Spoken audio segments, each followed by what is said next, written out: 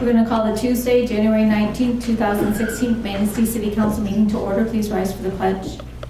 I pledge allegiance to the flag of the United States of America and to the republic for which it stands, one nation, under God, indivisible, with liberty and justice for all. Michelle, will you please take the roll? Mayor Kenny. Here. Councilmember Beaton. Here. Councilmember Zelinski. Here. Councilmember Goodspeed. Here. Councilmember Smith. Here. Councilmember Whitlow. Here. City Manager. City Attorney. Here. DPW Director. Here. Finance Director. Here. Public Safety Director. Here. And City Engineer. Here. Thank you. We do have a amendment to our meeting agenda to add a consideration of a closed session with the city attorney.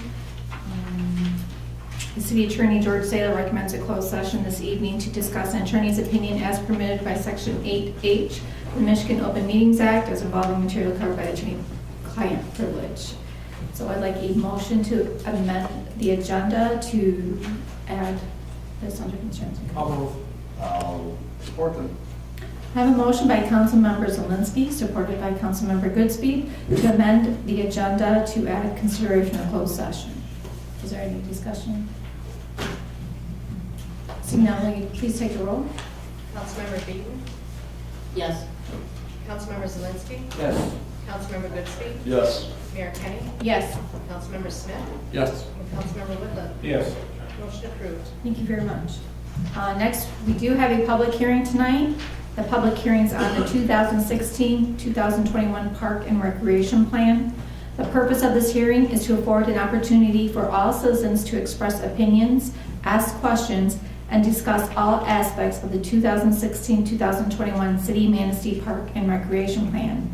This plan is part of a greater collaboration countywide recreation planning process known as the Manistee Countywide Park and Recreation Plan. The plan describes the physical features, existing recreation facilities, and desired actions to be taken to improve and maintain recreation facilities during 2016-2021. The Park and Recreation Plan is required to be filed with the Michigan Department of Natural Resources to qualify for grant funds. City Council will take action on this item later in the meeting. At this time, the public is invited to speak on the 2016-2021 City Manistee Park and Recreation Plan. And I ask if you have any comments, please hold them to 5 minutes. Good evening, my name is Tamara Bezwinka, and I worked with Rob Carson in the County Planning Department to produce this plan. So before maybe we got started, I was hoping to just go through a 17-slide PowerPoint presentation, and then can open it up to the public. Thank you. So I'm the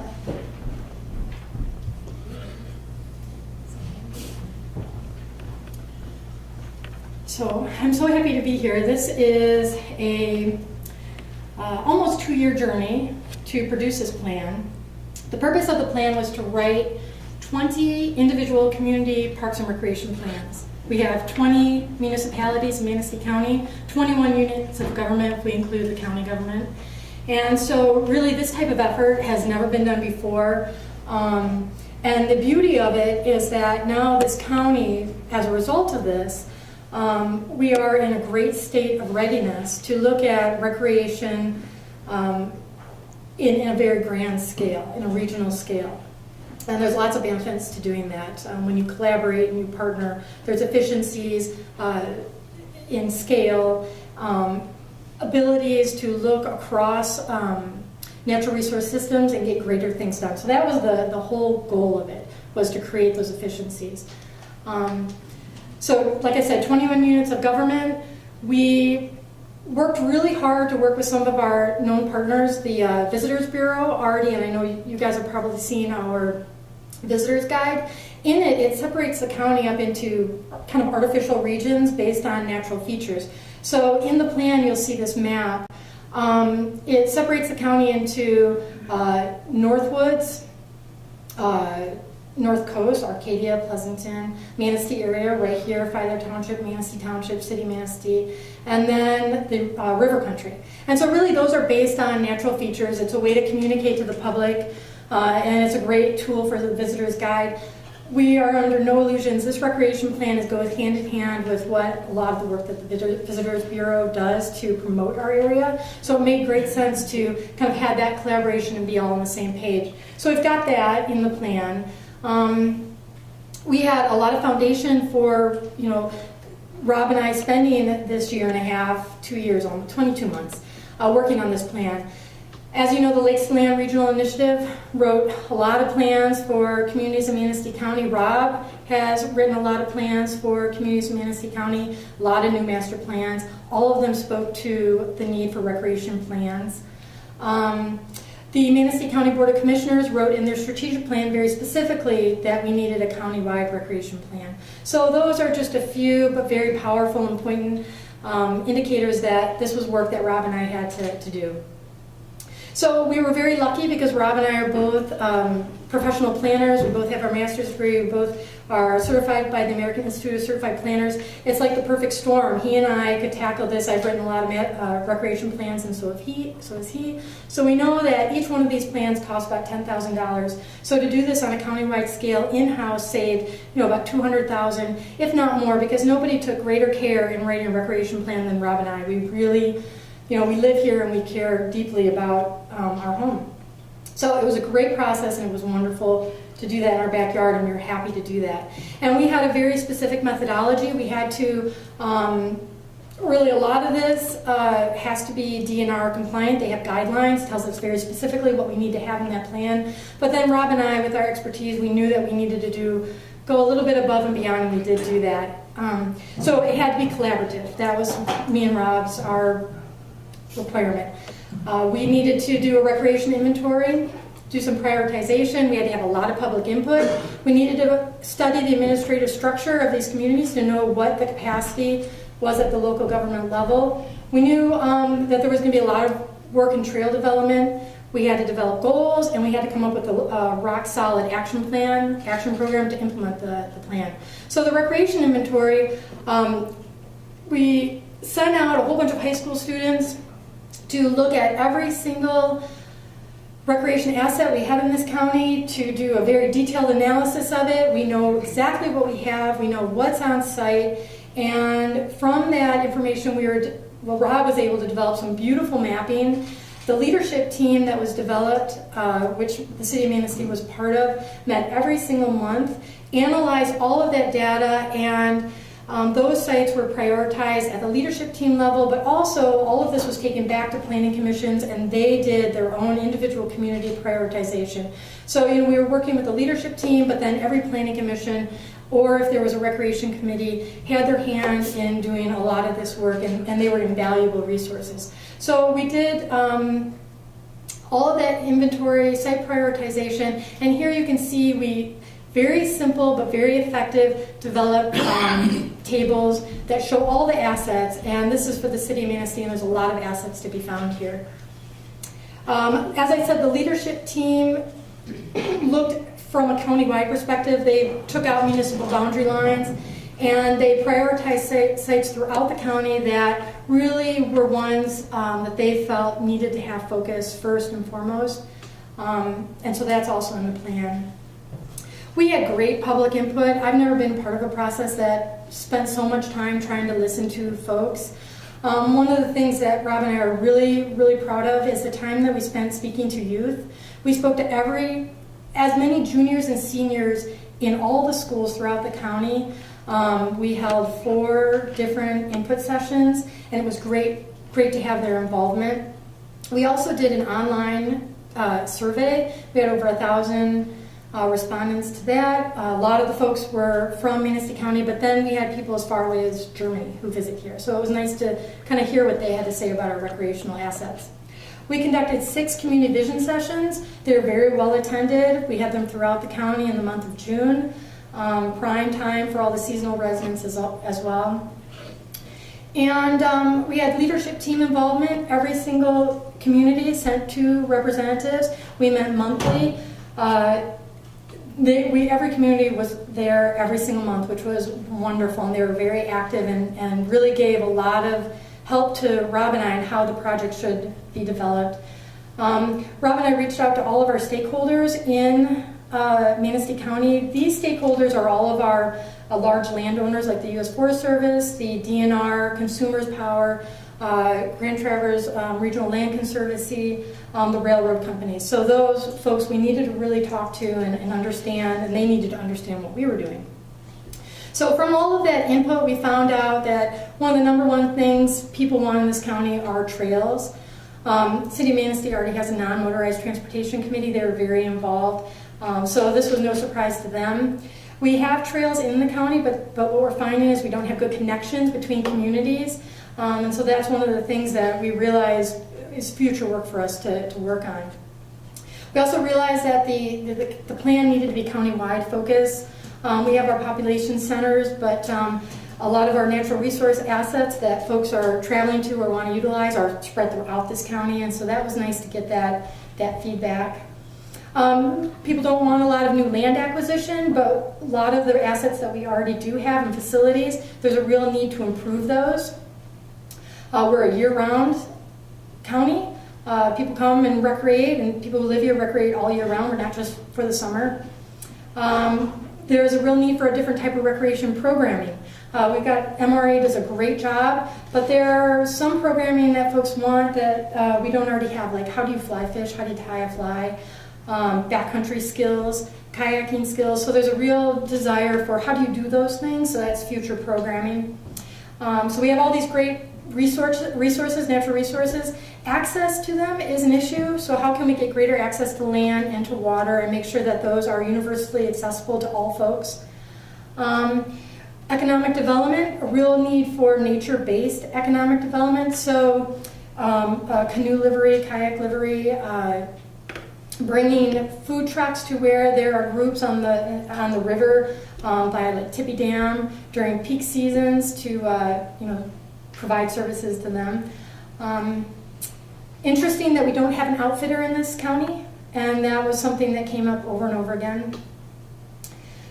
And then also that we have wonderful assets, we just need to make sure that they are diverse and reach a wide spectrum of age groups.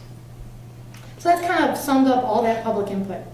So this is kind of a boring slide. It really talks about our administrative structure throughout the county. Very, very important to know. And just so we looked at, do communities have operation and maintenance budgets? Do they have recreation programming? Do they have partnerships with private organizations? Are they making relationships with their local school districts? So Manistee, City of Manistee, it's yes, yes, and yes to all of those. But some places don't, and that was important to know. So one of the things, as I said, was trail development was huge, screamed, we heard it loud and clear. And that is really something that we're going to work on the next coming years, is how to do that. But this plan sets up the framework for that. And we're going to be working far more at that trail inventory. What do we already have? What do we need to make connections to? The plan, though, does identify population centers and trail hubs. It looks at potential connections, potential loops, and it lays out framework for a common design for those trails and an implementation framework. So this is what the leadership team came up with as far as connections. These purple lines are not the actual trail. What they're showing is where the most important connections need to be. So you can see from the City of Manistee, we need to get out to the rivers. We need to get south. We need to get up to Caliva, and going up to Caliva is a snowmobile trail. Going out towards the river, snowmobile trail. But a lot of these are just hiking, making sure that we're bringing people into the City of Manistee so that they can stay here, eat here, shop here. So these are also snowmobile and hiking, not motorized trails other than snowmobiles. So we've got to move forward with trail implementation, and we're going to be forming a trail committee, having additional visioning, ton more collaboration. The Manistee Snowbirds, Manistee and Benzie Snowbirds, they have an extensive snowmobile trail out there, and what a great asset that we can start to utilize in some of our planning. And then implementation, you know, the funding, looking at liability, maintenance. Those are things that we still need to work on. So, you know, out of all of the goal formation, there are always categories that emerge from all of that input, and we found that the categories that you will find in all of your your goals for the plan fall in these categories. They're under funding, land acquisition, economic development, natural resource stewardship, collaboration and partnerships, trail development, recreational opportunities for parks, programming and facilities, and access to land and water. So in the plan, on page 142 through 145, lay out the City of Manistee goals, and they fall under these quick categories. And what was really nice is to see how these goals meet with your master plan, and then other communities that have similar goals, because then we can start really working on common projects. The action program, really important. It's called action program because that's what the DNR requires it to be called. It's really our implementation section. And we've developed a number of tools that have to do with building capacity, organizational development, funding, community design, and collaboration and partnerships. These are all the things that are needed to have that perfect storm to get the plan implemented.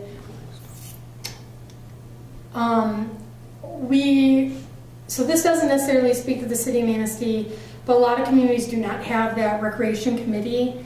You guys do. You have your, I'm not sure what the committee is called, but you also have your non-motorized transportation committee, and that group is so very active. So that's one step that you guys already have, but we're going to be asking for representatives of those committees to sit on a county-wide so that we can really look at implementing the plan by utilizing all of our resources.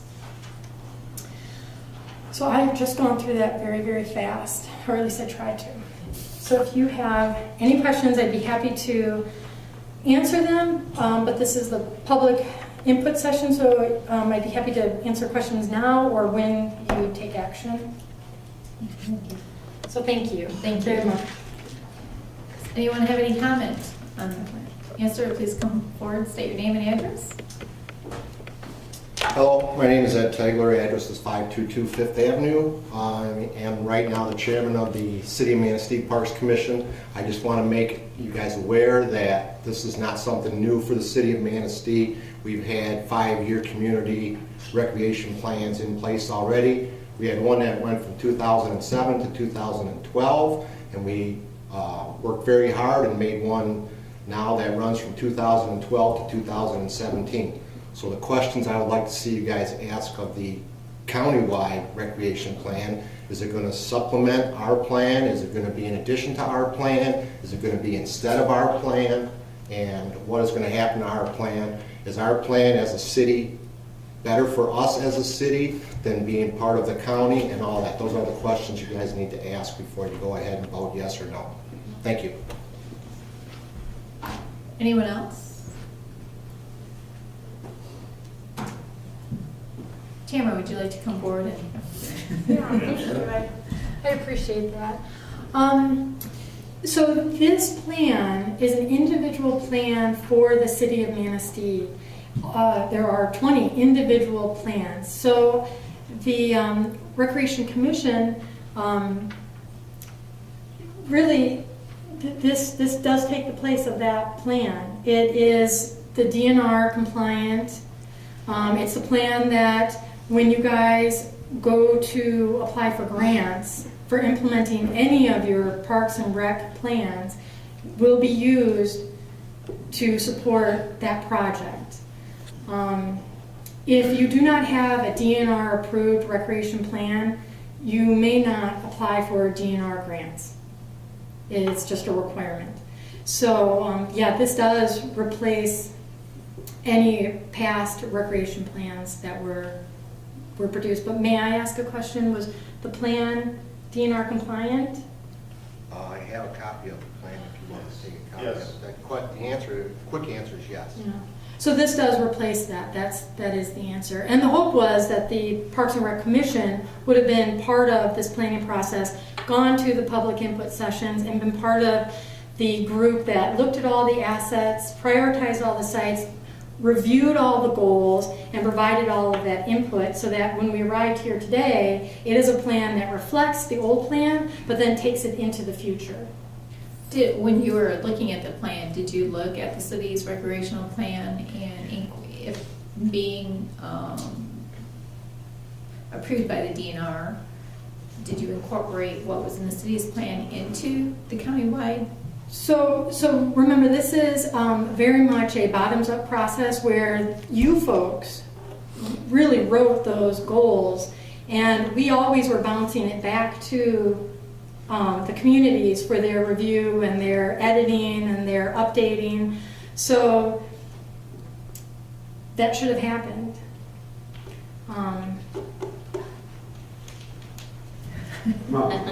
So he was on our leadership team, by the way.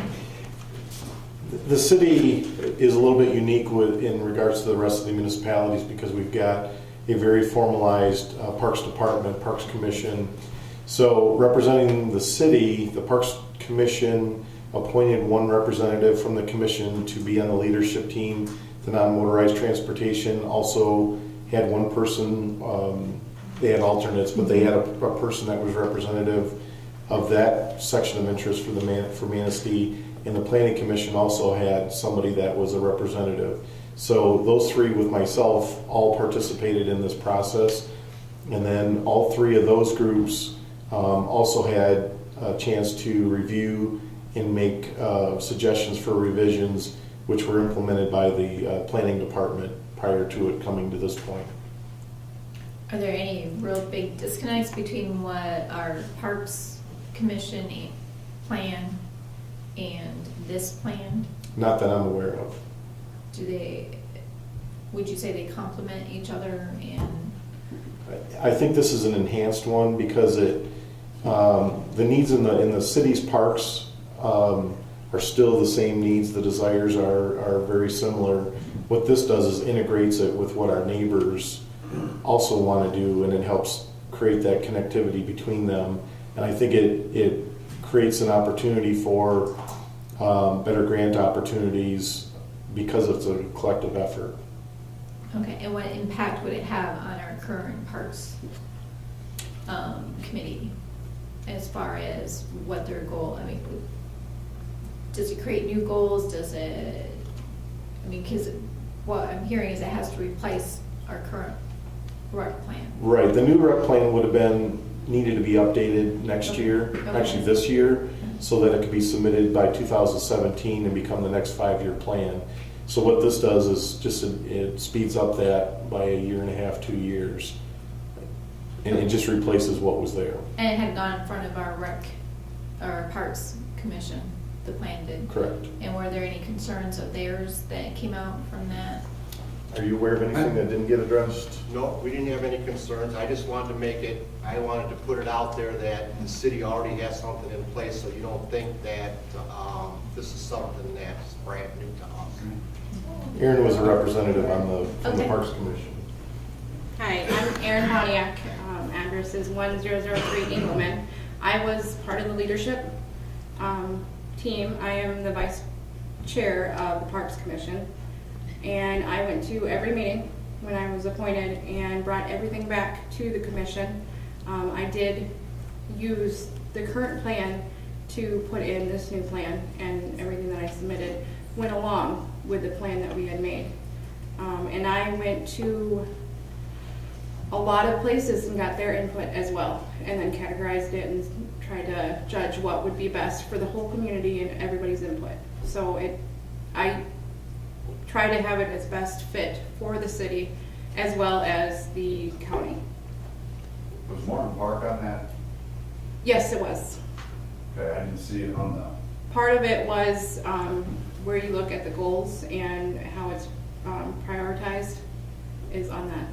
okay, I didn't see it. And if you have any questions, I can answer them too. As, How does the county plan, countywide plan, priorities, contrast with city priorities for parks. I mean, it's a very good plan. I enjoyed reading it, but we've got a very good Parks Commission that does an outstanding job. If the city sees something as a higher priority than the county does this have an impact or keep us from acting or moving in any direction? Let's step back for a second and remember that the county doesn't own any recreational assets, with the exception of the county fairground. So they don't own land, they don't own parks, they don't own, so the county portion of this, their goals really aren't the same type of goals that a community would have, that the city of Manistee has. Their goals are all about supporting what local communities want to do. So if a community has a project that they want to do, it's in the recreation plan, and so it's been approved and there's community support, then really the role of the County Board of Commissioners is to support that in any way that is within their authority. So their goals speak all to that. So it's kind of unique in that way. Their section for the county is really about implementation, how to help communities implement this plan under their authority. So there's really, it's a little different.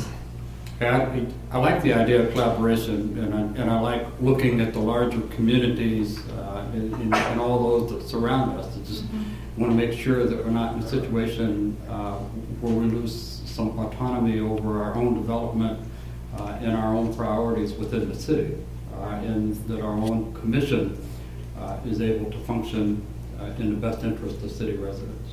For sure, and that's why it is an individual community recreation plan. That's why the recreation plan is City of Manistee specific.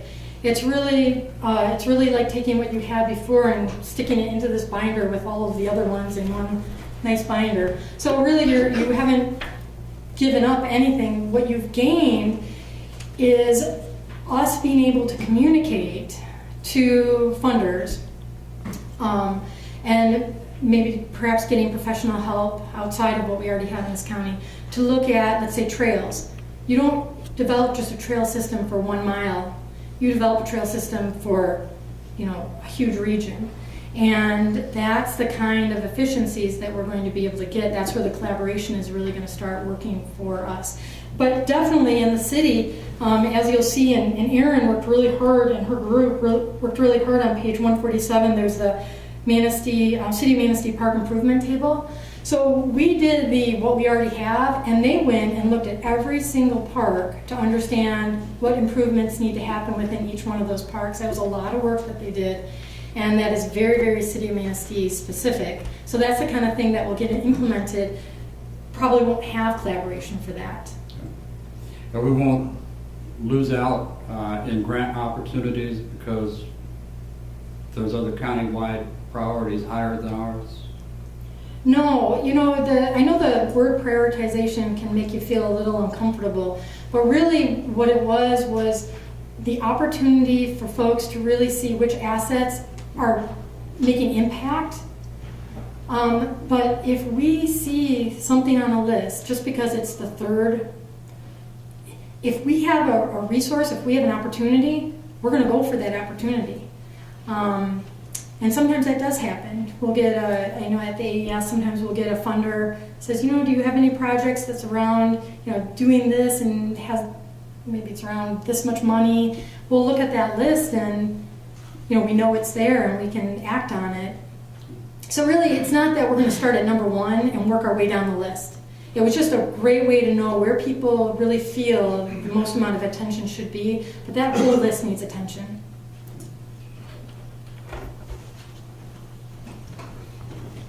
I'd like to make one more important point on that. I see the opportunity the same way that the Explore the Shores has created an opportunity countywide, but the city has been able to benefit from that program specifically. We've been able to upgrade the Arthur Street boat launch. We've been able to replace the fish cleaning station. We've been able to replace the beach house down at First Street Beach, all as being part of a larger objective in a larger project. So I think that this does not slow down or hurt our chances at future opportunities. I think it really enhances it. Okay, I just want to make sure that we don't lose out in the process to what's perceived or rated as higher priorities in other parts of the county here in the city. Right. The other thing that is very frequently occurring in park and rec plans is, even though it's a 5-year plan, when opportunities arise or priorities in the community change, those plans can be amended in that 5 years so that you can bring something to the top when that opportunity exists. So it's a very fluid document. And this doesn't do anything to diminish the function of our own park commission? Not at all. Okay. And are they comfortable with it?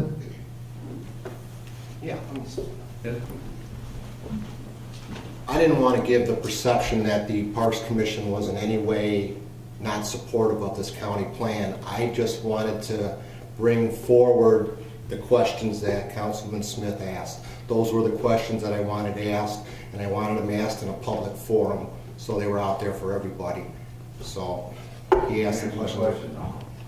Are you comfortable with it? Yeah, Okay. Yeah. I won't hear. yeah, we were comfortable with it.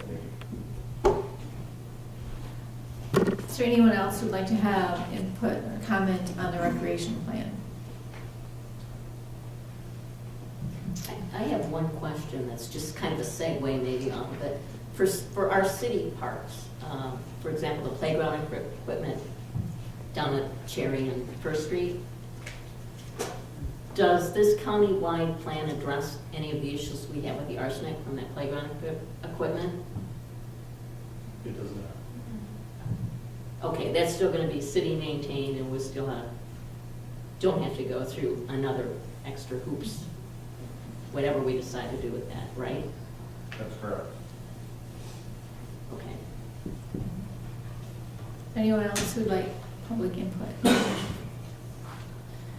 See, now we'll move on to citizen comments on agenda-related items. Is there anyone who'd like to comment on tonight's agenda? See, now we'll move on to the consent agenda. All agenda items marked with an asterisk are on the consent agenda, considered by the city manager very routine matters.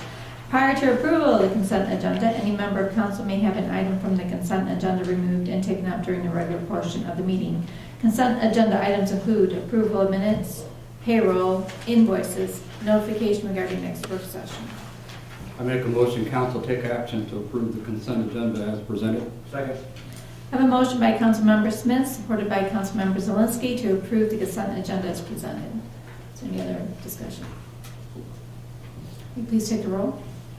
Councilmember Zelinski? Yes. Councilmember Smith? Yes. Councilmember Goodspeed? Yes. Councilmember Whitliff? Yes. Councilmember Beaton? Yes. And Mayor Kenny? Yes. Motion approved. Thank you. Unfinished business, we have none. New business, consideration of a resolution adopting the 2016-2021 Park and Recreation Plan. The City of Manistee has undertaken a process to plan for recreation in the community. The 2016-2021 City of Manistee Park and Recreation Plan was created by extensive participation in a collaborative countywide process called the Manistee Countywide Park and Recreation Plan. The plan has been available for public review and comment from November 30th, 2015 through December 31st, 2015. The plan was endorsed by the City Planning Commission on January 7, 2016. The Parks Commission has reviewed the plan and provided their input. A public hearing was conducted earlier this evening to allow for public input. I'll make a motion that council take action to authorize the mayor and city clerk to sign the resolution adopting the 2016 through 2021 City of Manistee Parks and Recreation Plan. I'll second. I have a motion by Councilmember Goodspeed, supported by Councilmember Zelinski, to approve the Park and Recreation Plan. Is there any other comments, questions? Seeing none, will you please take the roll? Councilmember Goodspeed? Yes. Councilmember Whitliff? Yes. Councilmember Beaton? Yes.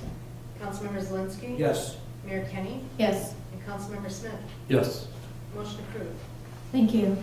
Consideration of a resolution, the Fillmore liquor license request. The Manistee Main Street Downtown Development Authority has submitted a resolution for council to approve the issuance of a liquor license to the Fillmore at 318 River Street from the Michigan Liquor Control Commission under the redevelopment program. This agenda item has been reviewed by the Public Safety Director, who provided no objection to this request. I'll make a motion to take action to approve the resolution supporting the application by the Fillmore of 318 River Street for the liquor license through the Michigan Liquor Control Commission. I'll second. I have a motion by Councilmember Goodspeed, supported by Councilmember Whitliff, to approve the liquor license. Is there any questions or comments? I think it was a very good package that was presented. I was really impressed with the business plan. I think it was a job well done. Thank you. I say good luck. Any other comments or questions? Seeing none, will you please take the roll? Councilmember Smith? Yes. Councilmember Whitliff? Yes. Councilmember Beaton? Yes. Councilmember Zelinski? Yes. Councilmember Goodspeed? Yes. And Mayor Kenny. Yes. Motion approved. Thank you. Next, we move on to notices, communication, and announcements. A regular part of each council meeting is a report from a cooperating agency, organization, or department. Tonight, we'll hear from Mr. Barry Lynn, who will report on the activities at the Manistee Blacker Airport. You missed. Whoops. item The biggest one. All right, we'll back up. Consideration of authorizing the Charter Township of Filer sewer agreement. The City of Manistee and the Charter Township of Filer have negotiated an agreement for the collection and treatment of wastewater. The agreement is for 40 years and treats the Charter Township of Filer as a bulk city customer. This agreement was discussed at the January 12, 2016 council work session. The city attorney has reviewed and approved the agreement. Is there a motion to approve the terms of the sewer agreement? I'll make that motion. Also, I have a motion by Councilmember Zelinski, supported by Councilmember Goodspeed, to approve the sewer agreement between the City of Manistee and Charter Township. Is there any other discussions or comments? I would like to comment and offer my thanks to Mr. Bifos, for Jeff, for Ed, for their work in getting us to where we are from being declared dead. It's been a long time coming, and I think this is a beneficial plan with the community that we win in Manistee and Fowler Township wins. So, yeah, I gotta say, it's been, that I know, 13 years. I gotta say as well, congratulations, guys, thank you. It's a win-win for the whole area. So, my thanks to Filer Township for coming back with this and making it work. Yeah, I'll just add on to Councilmember Smith, thanks to the Utilities Commission for their participation and their work on it throughout the years. And I agree with all the comments that have been made by my fellow council members as far as the work that went into it, and I'm very happy that we were able to finally come to a resolution and an agreement. So with that, is there any other comments? Michelle, will you please take the roll? Councilmember Whitliff? Yes. Councilmember Smith? yes. Councilmember Goodspeed? Yes. Councilmember Zelinski? Yes. Councilmember Beaton? Yes. And Mayor Kenny. Yes, Motion approved. thank you. Next, we'll move on to notice, communication, and announcements.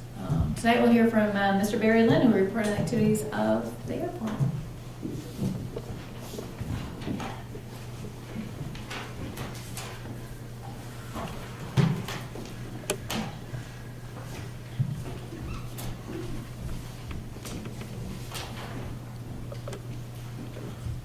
Mayor and council members, thank you for the opportunity to present to you tonight. It's coming up. Okay. Primarily focusing on a year in review, 2015, and some of the things that have gone on at the airports this past year. In 2015, we saw basically a good increase in our airline passenger numbers versus the previous year. We were up 20%. We hit just over 9,600 passengers this past year. If you look at the year prior to that, going back to 13 versus 13, we were up 78%. So we've been on a good steady curve of growth at the airport, and that's nice to see because we've had some rough patches in the past. In fact, 2015 was our second best year for passengers in the history of the airport since we've had passenger service, which now is going on 53 years. In fact, the previous number 2 and number 3, 4, 5 are all in that late 1960s, early 1970s time period. So we are really eclipsing something that we haven't seen at the airport in this community for decades. Our best year, though, was 2011 when we had our brief service from Frontier Airlines, where we did approximately double what we did this past year. So we know that this community can support even more and greater service under the right circumstances, and we hope to continue working towards that growth. In addition, we are into the second year of a 4-year contract with our current carrier and the U.S. Department of Transportation that provides the service that we have. The standard is actually a 2-year contract. We kind of went out and requested a 4-year contract because that provides us a little more breathing room to plan longer term than constantly being on kind of the cycle of every year you're looking at what's going to happen next.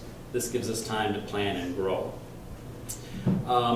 We're continuing to have great on-time performance and completion with the carrier that's providing service for us. I should mention that's North Country Sky is the name of our current carrier. In fact, during the last year, we had a total of 8 canceled flights out of 844 total flights, or about a 1% cancellation rate, which is very, very phenomenal for a small airport, for any airport, but especially for small airports. In fact, we went for a period from mid-March until mid-December, about 8 months without a single canceled flight. They tend to happen this time of year because of weather. We completed a building project at the airport where we enhanced our building for storing our equipment.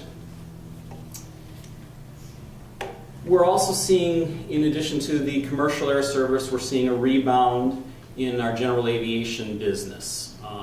One measure of that is fuel sales, that we sell fuel to aircraft coming in, and this past year was a record year for jet fuel sales coming in.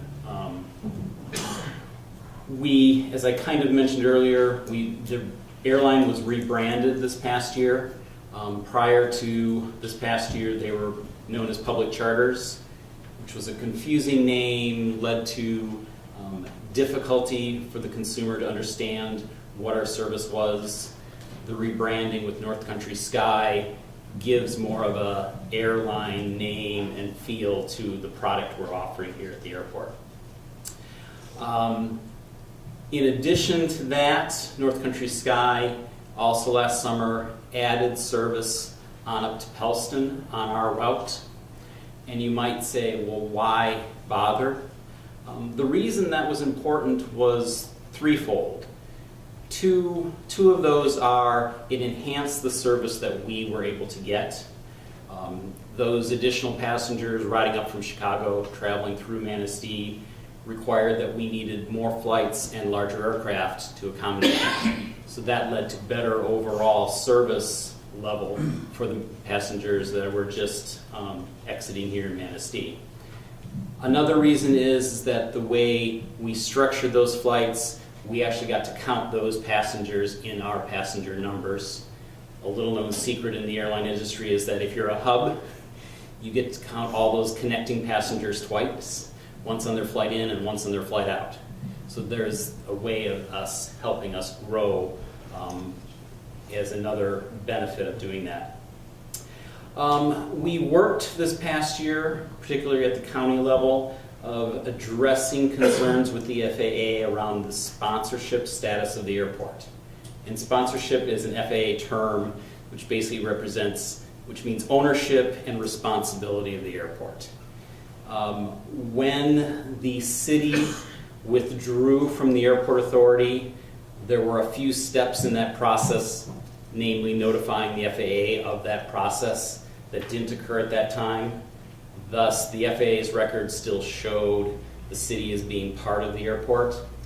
So we're working through that process of cleaning that up so that the FAA's view of the world reflects the reality of the communities here, the county and the city, and the agreements that they've executed in the past.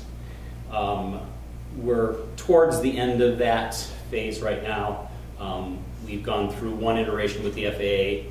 We're now going to submit a package this week actually, addressing their questions on some additional documentation they needed. And I know some of the staff at the city has been helpful in tracking down documents from 10, 15, 20 years ago around the airport. And then also, we completed this past year a strategic plan with AES, and Tamara was very instrumental in leading the airport authority, as well as the community. I think we had 80 people that were solicited for input into that planning process. So to that point, I've got 2 slides here talking a little bit about the airport strategic plan. One is our mission statement, not very surprising, to provide high quality and sustainable aviation services and facilities. However, the vision statement I think is a little bit more interesting as it gets to the heart of some of the motivation of why we have an airport. And that really is that the Manistee County Black Bear Airport will be instrumental to the economic well-being of the region. Airports are about economic development. And that is really a focus of a good part of our strategic plan, is how we can leverage the airport to increase the value of our community, county, and even beyond our county limits. To that end, 4 goals for our strategic plan. The first being, again, economic development. The second being collaboration. We need to work with not only our communities, many other different groups that we need to be involved with the airport. We also need to look regionally and make sure that we're recognized in the region for being a hub of services for aviation, for us to continue to grow and succeed.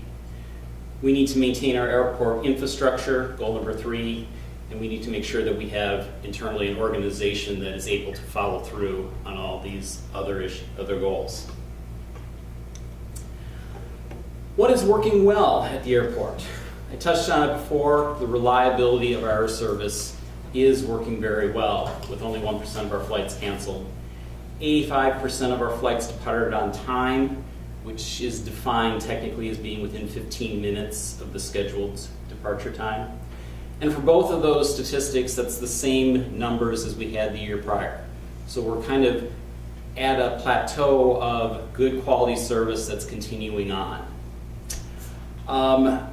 Better than the industry average on-time performance, and significantly better on the cancellation rate. And what's even more important, being one of the smaller airports in the lower 48 states that has commercial service, it is generally the case that the smallest airports are at the low end of the totem pole, as you may say, when it comes to what resources they get from airlines. Historically, we've had challenges here with quality of service. I give some statistics from 2010, carrier or so ago, where that year 14% of flights had been canceled during the course of that year, and only 68% of flights were on time.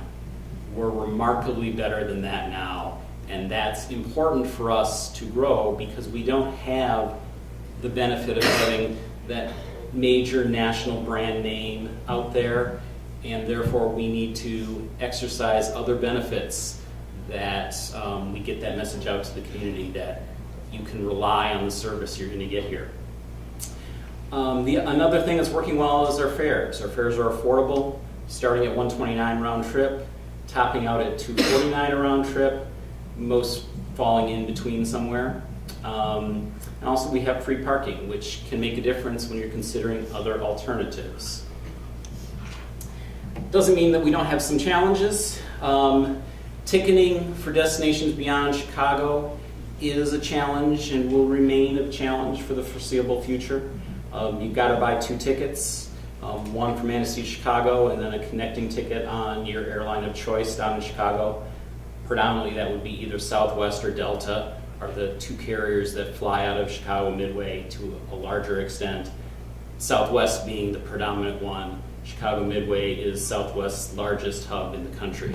So you can get basically anywhere on Southwest from Manistee indirectly. No baggage transfer agreements is another challenge. There's ways to work around some of those issues, but some present an additional burden to the traveler. Another challenge is the fact that our airline name is unknown. In fact, even though we rebranded this year with a name that makes sense to people, in some ways that's starting over from ground zero. We spent a few years trying to get people through our marketing to understand public charters. Now we've got a new name, so we're kind of starting over in that sense, even though it is a name that resonates more to the ear as an airline. Those challenges, while they're there, they don't prevent people from using our service, but it does make it more difficult for people to use our service. And that's something that can be addressed and overcome through marketing and education, but it takes time. One of the things we do at the airport is every month we conduct a survey of passengers that flew with us the previous month. And one of the things that we consistently get out of those surveys, A, is a very high satisfaction rating of those that fly on us. B, the understanding that those customers of ours, those passengers, are our best spokesmen. They are our best marketing tool. In fact, one of the things that we're working on this year as a part of our marketing plan is really developing a referral program and a frequent flyer program to encourage our customers to help us sell this service to those they interact with, because the statistics say they had a pleasurable, reliable experience and want to use us again. So we need to empower them to get that word out themselves to potential customers. Other challenges are that the airline industry itself is significantly changing and really has significantly changed since 9/11. One of the biggest changes is consolidation. Today, there are realistically in this country 4 national airlines: United, American, Delta, and Southwest. A couple minor airlines like an Allegiant, JetBlue, and that's really about it. 30 years ago, there were probably a dozen national scale airlines and probably another 20 or so regional airlines. Consolidation, almost all of those are gone.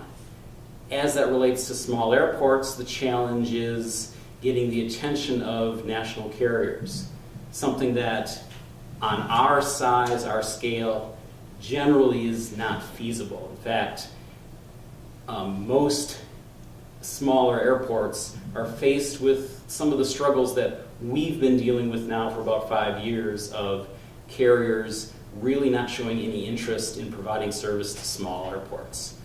The remaining carriers, fewer of them, competition is less because they don't need to compete head on as much, and they're more willing to basically say to small communities, we prefer your people drive 3 hours to go to our bigger hubs because that's where we can make more money.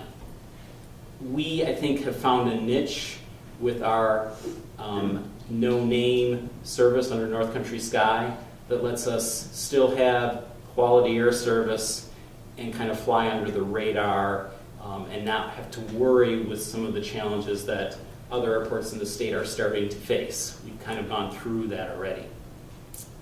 There's also right now in the industry a pilot shortage, due primarily to 2 reasons. One is a change by Congress in the requirements for what it takes to be a pilot on a commercial airliner. The former requirement for a co-pilot was 250 hours of flight time. That got raised to 1,500 hours. That's a challenge if you think even at the most cost-effective, $100 an hour to rent a plane to get time in, you're talking $150,000 plus other expenses. It's really a $200,000 expense to get to be an airline pilot these days. That's challenging, and that deters a lot of people from the industry. And also, as I talked before about the consolidation, it used to be the case that small regional airlines were the training grounds for all the pilots that went into the major airlines, the national airlines. Well, those simply don't exist in the same sense anymore. So there's becoming a pilot shortage out there, and it's reflecting the ability of airlines to provide service to small communities. And finally, there's an aircraft shortage for small community air service. 50-seat aircraft haven't really been made in the last 5 years. Smaller aircraft than that, like what we get service with, you're talking 10, 15 years were the last time those type of aircraft were made. The industry is moving on up. 90 seats is probably the smallest that will be produced in a couple of years. That's creating challenges for providing service to small communities. And then the last challenge I put up here is something that I'm facing now at the state level. The State Aeronautics Commission is in the process of updating their plan for air service for the state of Michigan.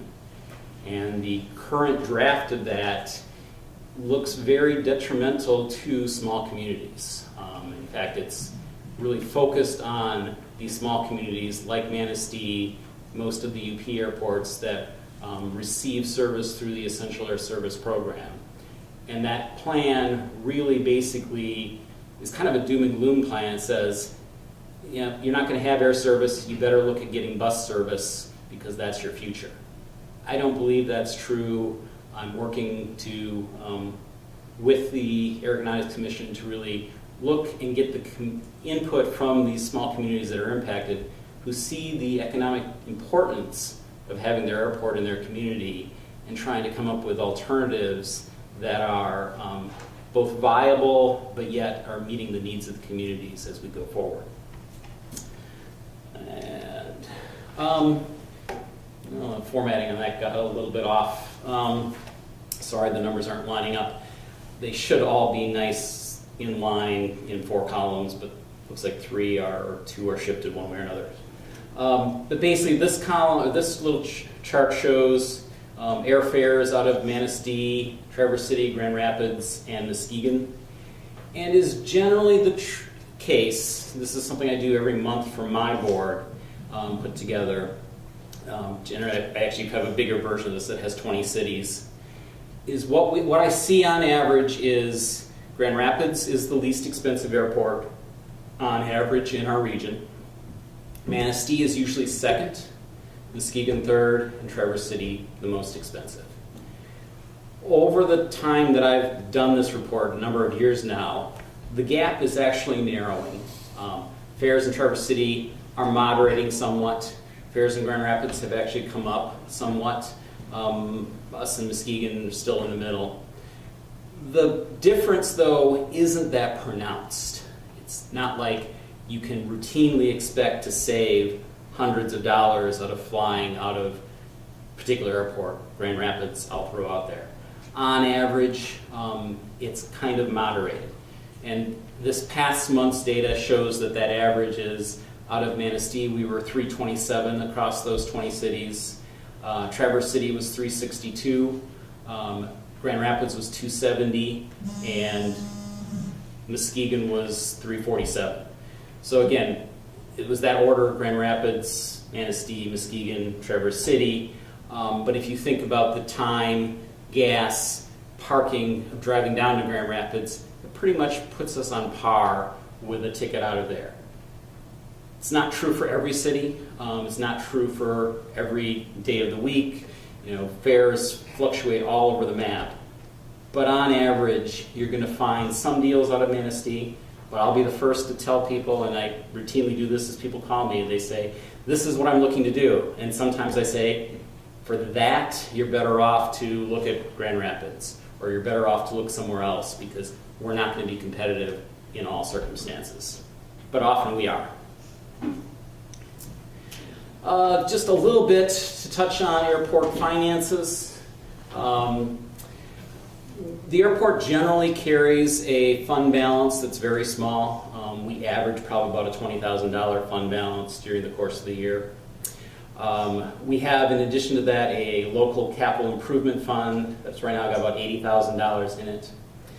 Our annual operating budget is about $400,000.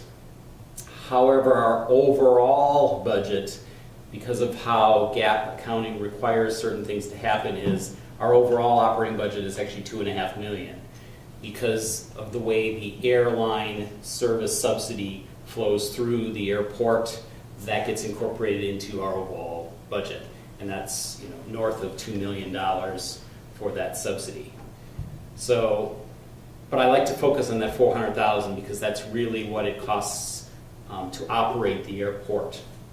Our revenues that basically produce that $400,000 that we then expend are roughly 50% of that comes from fees to the airline. About 25% comes from various rents, fees, car rental fees, fuel flow fees, etc. Compose about 25%, and the remaining 25% is our funding from the county. In addition to our operating funds, we also depend on the FAA really to provide all of our capital improvement funds. And that basically, those funds come from the FAA, 95% with a 5% match. That 5% match is split between the state 2.5% and us locally 2.5%. And that's what we use that local capital improvement fund for, is really those matches for those bigger projects. I would say to maintain our airport and keep it progressing forward, from pavements, which are expensive, to equipment, to buildings, to terminal, we probably require between $500,000 and $1 million a year in capital funding to maintain that infrastructure. And those dollars are coming from the FAA to do that. My last slide, just kind of a reminder of all the services that we provide at the airport. Lifeline flights, patient transport to and from West Shore Hospital. We're just a half mile down the road from the hospital. If it's not a helicopter, which can land at the hospital, but an aircraft, actually we had one coming in this afternoon taking a patient out, they're coming into our airport. We've got chartered air taxi services, on-demand service to basically any point throughout the Midwest that you want. We have based aircraft for local business persons who utilize the airport in the conducting of their business. We've got flight instruction and aircraft rental at the airport. We offer sightseeing flights. We've got the commercial airline service to Chicago, which I've spent a good deal of time talking about. And we also have rental car availability out at the airport. I used to say we're the only rental car, but Victorian Carport now has a couple rental cars that they also provide, so we're not the only one in the county anymore. And that is my report. If you have any questions, I'd be happy to entertain them. Thank you very much. Barry, I know we reached about 9611 on passengers. Is there any improvement, funding gains if we hit 10,000? Yes, but not in the way you might think. There's a magic 10,000 number, but that is 10,000 enplanements. The number I gave is total passengers. So roughly we need to be at 20,000 total passengers. Half of them would be enplaning and half would be deplaning. So we're about halfway there. And when we do that, we go from a guaranteed $150,000 a year in FAA funding to $1 million a year. And that $1 million a year really is the point where we want to be, because we then have within our pipeline all the funds we need to maintain our facility. At only $150,000 a year, I said it probably takes an average $500,000 or more per year to really keep things going. We're dependent on other sources of FAA funding or state funding to bridge that gap. And sometimes you can go 2, 3, 4 years before you kind of work your way up to the top in importance to get a project done. Whereas if we had that 10,000 employments, that $1 million, we could really get our projects done in the time frame we wanted. So it's an important goal. From an overall standpoint, our marketing plan basically has a 4-year horizon where our goal is to get to that point in about 4 years from now. We need to continue on this growth path that we've been going. About 20% per year over a period of 4 years will get us in that ballpark. So that's what our goal is. Do you have any plans for larger aircraft? Because right now I think you use, 19 and 30? We use 19 and 30. Those will be our staple until, realistically, when we get closer to that goal of 20, that's when we have the demand for a 50-seat or possibly larger aircraft. So we'll be staying in that during our growth period. Well, I just say that I use Manistee Airport,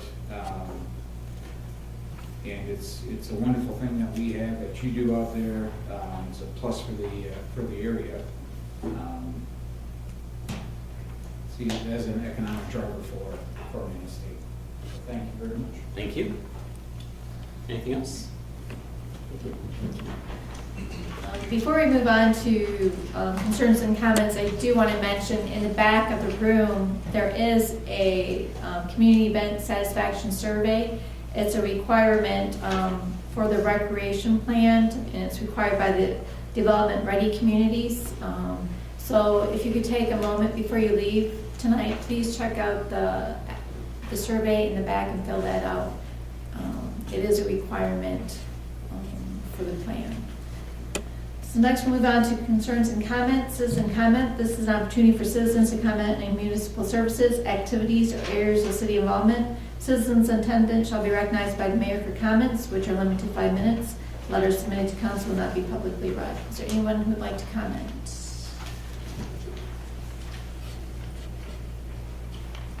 See now we'll move. Wait. I guess we have one. Kind of a funny comment, but Carol Pascal, 610 Spruce Street. I happened to go to Traverse City today, and I drove through this much snow on most of the roads in Traverse City. And when I got back to Manistee, I said, yes, roads that are plowed, they're beautifully plowed. It was delightful to come back home. Thank you. Anyone else? Move on to officials and staffs. Nothing to add. City manager? City attorney? No, Your Honor. Finance director? Nothing, Your Honor. Public safety director? I do, Your Honor. I have a quick update on the deer herd issue. We had the Department of Agriculture in this week to go over shooting locations and potential mating sites. We had originally thought that we could use city property, specifically the wellhead area, to do a baiting a deer call. Department of Agriculture rejected that site. It was too close to the school, wellheads, private property, and roads.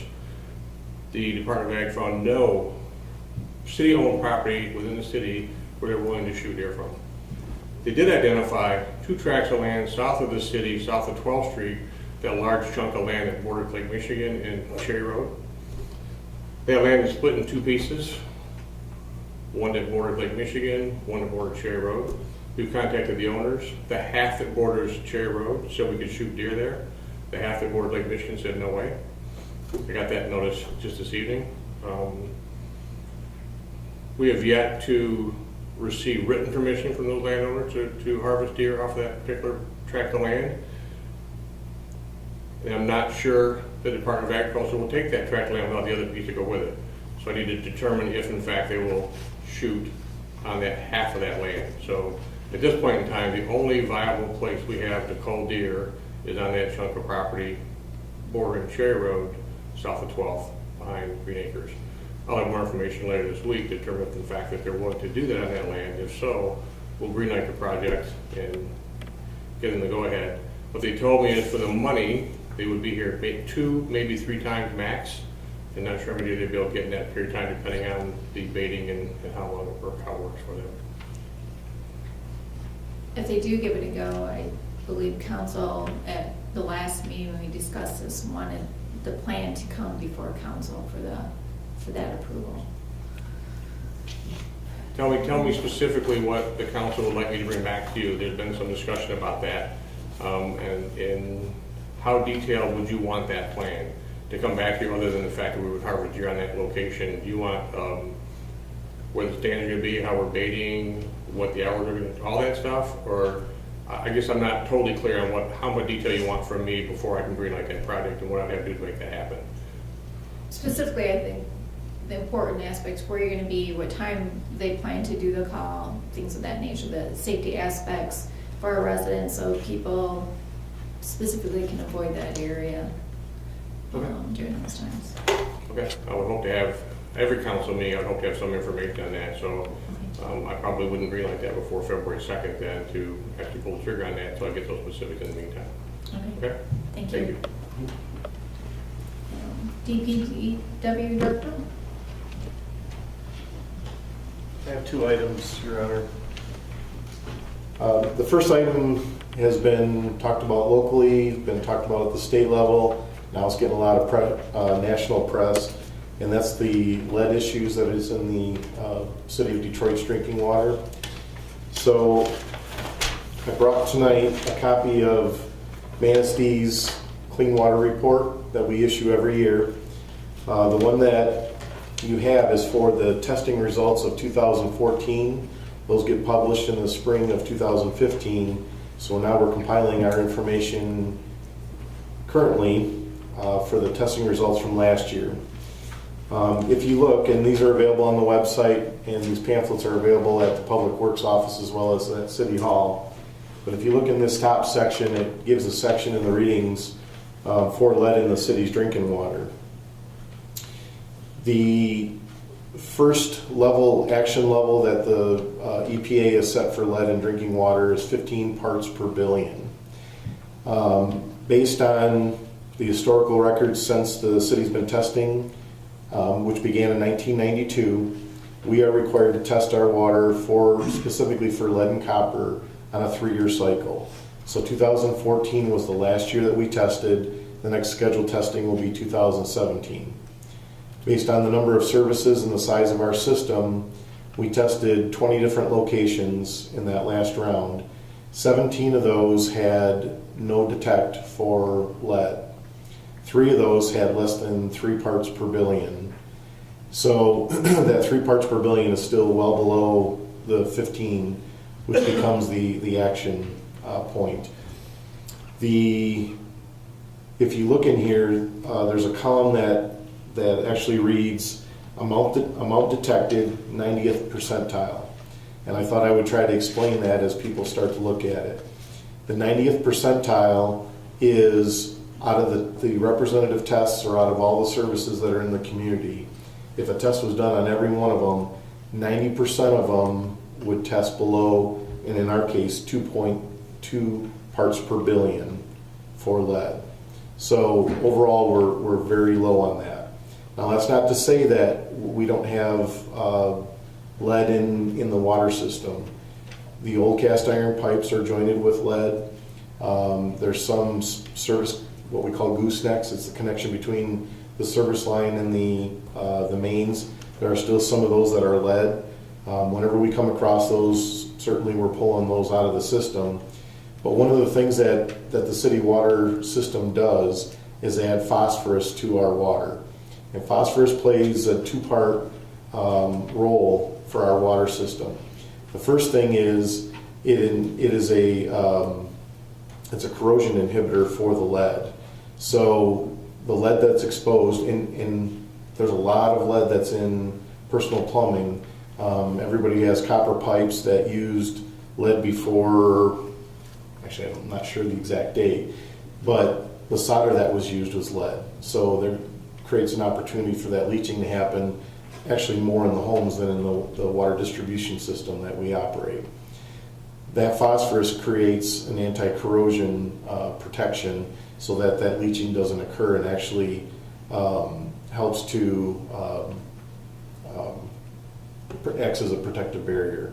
And the second function that the phosphate has is it takes the iron, encapsulates the iron that's naturally occurring in our groundwater, and then helps that be discharged out of the system. It's one of the reasons why we flush the mains once, twice a year, is to get that, clean that out of the system. The phosphorus that we have is chemically mixed so that it matches the mineral content and the acidity of our water. So when and as an example, the water itself does not change very much in the community. We had it tested in 1999 and we matched the phosphorus to the water chemistry when well number 10 was put in service.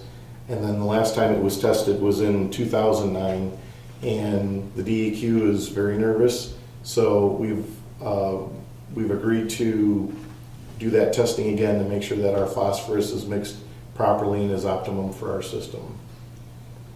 Okay, any questions on that? Why do you say the DEQ is nervous? Because they're getting criticized for lack of action. So they in fact, this past year, they have been very aggressive in dealing with us on all of our regulatory issues, watching every test, making sure that we're crossing our I's and crossing our T's and dotting our I's.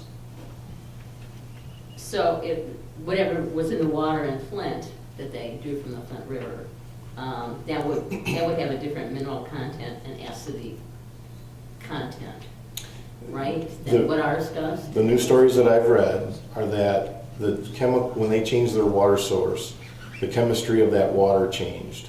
They also changed the chlorination of how they treated that water, but they didn't adjust the corrosion inhibitors, which has allowed the natural lead or the lead that's in their piping system to then leach in and become part of the water that people are drinking. So our water consistency hasn't changed. We are doing another test this year to ensure that that's still the case, and then our phosphorus matches that so that we don't have that leaching happening here. Would it be any benefit to a homeowner to have their own water tested just because they might be worried about the hookup from the street to their house and their old water pipes that they have? Yeah, absolutely. And if you look into the EPA guidelines, most of the leaching actually occurs within each individual's homes because it uses some of the older. In fact, what it says is that the newer the home, prior to changing over the copper and lead rules, has a greater ability to leach lead because it's fresh in the system. So the solder changed. Now we use all lead-free solder. The lead used to work a lot better, but that's changed. 3 years ago, all of our brass fittings that we use in the water system are now lead-free. So the industry's been slowly changing, but a lot of those parts can be used in your home still. And so, yeah, individual testing would be a good idea. Okay, that's a good thing to know. And it's great that our water treatment is much different than Flint's. So. Yes. The second item this evening, each of you should have a copy of this document. It was put together by the city engineer, the finance director, and myself. It's the first time that we've ever done anything like this, and it's really a very brief overview of the state of the streets. It's been a very important topic in the community, and so we intend to do this on an annual basis and to show the progress of the investments that the community is making back into the infrastructure, and then also as it's reacting overall with historic levels of the streets in good, fair, and poor condition, both on the local street level and the major street level. So this is available, copies are available at the front desk here at City Hall. They're available at the Public Works office, and the copies being posted online on the city's website as well. Speaking of water, any news, any updates on, I know last year at this time we were running water due to the cold weather. Anything changed? This year, the one significant thing that we changed this year is we analyzed the system. where we thought we had some vulnerable areas, such as dead-end areas, and also went through the entire list of the freeze-ups the last 2 years. So we've increased the run water list. In the past, we've put flyers on the doors of the affected addresses. This year, we worked as a team and sent out a letter to those homes individually so that there was a better opportunity for them to get that notification. So the ones that are on our annual list are currently running water. I'm going to knock on wood, but we haven't had any reports of freeze-ups yet. The last 2 years, we were tracking the frost levels in the ground through the sensor at the road weather information site by the bungalow on US 31. MDOT is the owner of that site. They've changed their vendor, so that information is not available. I think it's a sensor issue. It hasn't been available on a daily basis, but I check it every day, and the last reading that I had was that the temperature 18 inches down was at 32 degrees. So not necessarily an indicator of frost, but it's been a favorable winter for us this year. Thank you. City Engineer? Councilmember Bean? Yes, newspaper article from the Grand Rapids Press that was printed January 10th, 2016, and it's about cables. The headline is, "Cable Behind Beach Blast, Is Michigan in Danger?" Apparently, a cable was under the water by a beach, exploded in Rhode Island, threw somebody on the beach 60 feet, broke a couple of ribs. Anyway, there are actually 21 cables in Michigan, or sites in Michigan, and the Manistee North Pierhead Lighthouse is on this list. And I'll just quote from the article. It says, Ed Golder, a spokesman from the Michigan Department of Natural Resources, said he didn't know about the cables and he would contact the Coast Guard. Environmental officials in other states referred the questions to the Coast Guard and said they were evaluating the next steps. I'm imagining the Coast Guard has some data on the cables. I don't know whether it's worth looking at, but I thought it was an interesting article because we were mentioned in it. And I thought I would pass it along. I don't know if anybody else has noticed the article, but perhaps it's something we could at least inquire of the Coast Guard about. The cable in Manistee surfaced last year, and it was reported to us. People were pretty concerned. So we actually coordinated with the Coast Guard. They confirmed that it was an abandoned cable. We cut that. We drug it out with equipment as far down the pier as we could, and we cut it off at the rock level. So the largest section of it has been removed. I still couldn't tell from the article how it would explode to begin with, which is one of my major questions. I saw the article. I didn't understand that either, but I know that the abandoned cable that went out to our lighthouse, a big portion of it was removed last year. So they did have data. Thanks. Councilmember Zelinski? Nothing, Your Honor. Councilmember Bixby? Nothing, Your Honor. Councilmember Smith? Nothing, Your Honor. Councilmember Whittle?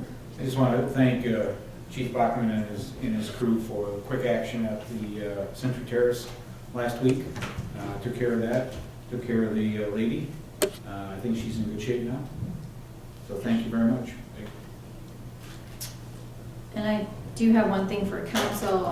Tonight, we approved a liquor license, and we asked the DDA to present a lot of information about the business. And it's a practice that anything that we get now is scanned and put on a public site.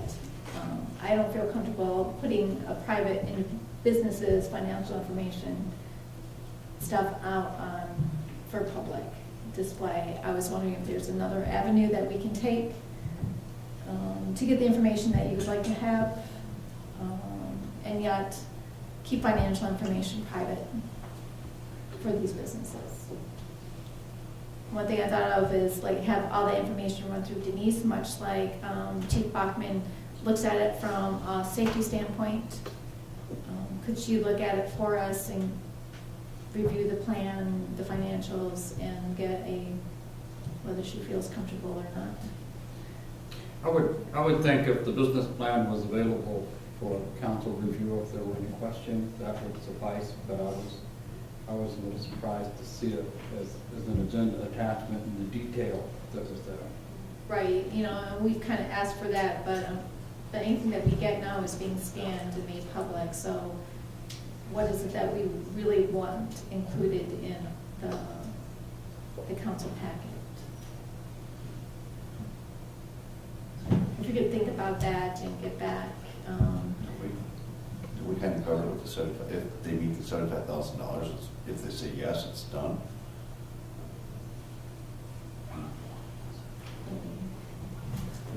Can I comment That on was their that? goal.